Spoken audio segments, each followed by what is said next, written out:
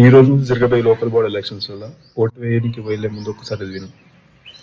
కేసీఆర్ పోసే మందుకో పంచిపెట్టే పైసలకు వాడిస్తే 2000 ఇస్తాడు, 5000 ఇస్తాడు. కానీ కాంగ్రెస్ ప్రతి నెల 1వ తారీఖు నాడు మహిళలకు 2500 ఇస్తుంది. చేయుత పెన్షన్ స్కీమ్ కింద ప్రతి నెల 4000 రూపాయలు ఇస్తుంది. సిలిండర్ ఇవాళ 1100 కొనుక్కుంటారు. 500కి తగ్గిస్తే ప్రతి సిలిండర్ మీద 600 తగ్గుద్ది. సంవత్సరానికి 6 సిలిండర్లు కొనుక్కున్నా కూడా యావరేజ్గా మీకు 3-4 వేలు ఇట్లా మిగులుతాయి. ఈ విధంగా ప్రతి మనిషికి ప్రతి నెల మినిమం 10 నుంచి 15 వేల రూపాయల లబ్ధి చేకూరుతుంది. సంవత్సరం తిరిగే లోపల 1,50,000 రూపాయల ఆదాయం ఉంటుంది పేదలకు కాంగ్రెస్ పార్టీ పక్షాన. ఇవన్నీ కూడా నీకు జరిగితే కాంగ్రెస్కి ఓటే. ఇవన్నీ పక్కకు పెడితే లోకల్లో నీకు నచ్చింది, లోకల్ని డెవలప్ చేసేవాడికి, లోకల్లో నీకుంటూ లోకల్లో నీకు సహాయం చేసేవాడికి, లోకల్ అభివృద్ధిని నీ గ్రామాన్ని అభివృద్ధి చేసేవాడిని ఎంచుకో. ప్రభుత్వాన్ని ప్రశ్నిస్తూ నిధులు తెచ్చేవాడు కావాలి తప్ప ప్రభుత్వానికి లాలోచి పడేవాడు మనకొద్దు.